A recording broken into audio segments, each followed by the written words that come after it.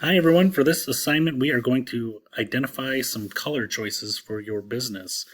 And as part of that, we're going to use this color wheel that was explored in the video that you should have just watched. I'm also going to talk to you about a couple other ways that I identify color schemes and plans that I like, and the logic behind them. So let's say your business happens to be a restaurant.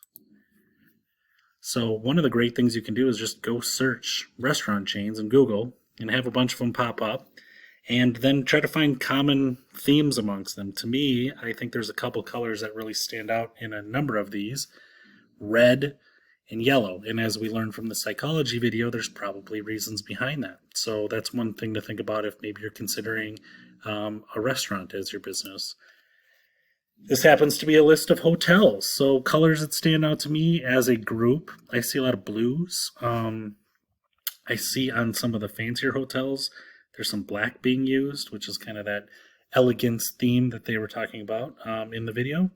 And so that's another place to look. Remember, these companies have big budgets and they probably have a lot of reasoning behind the color scheme they choose. There's nothing wrong with finding inspiration in those.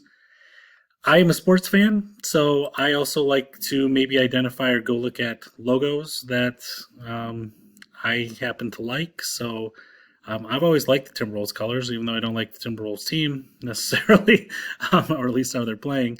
So I might find a color combination within the colors in their logo to try to work with. So again, it's all your personal preference and maybe based on the industry you choose. But what you want to do after you research, you have a general idea, is come to this color wheel and start identifying the colors that you want as maybe a main color.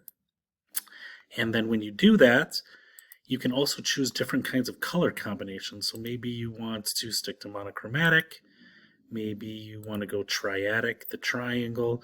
So let's say you're triangle color and you just love this color. Well, this also is going to give you color combinations of others. So these color codes, these six numeral color codes with the pound sign in front of them, that is called a hex code.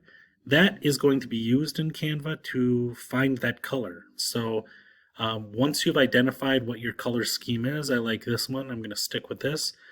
I am going to make sure that I either take a screenshot of this page or write down these color combinations. You might want to do that on top of that anyways, so you know what your plan is for your color scheme, and then we will use that as we go on. You're also going to be creating an account in Canva. It does have a free account. I am going to show you around. It's an awesome design tool.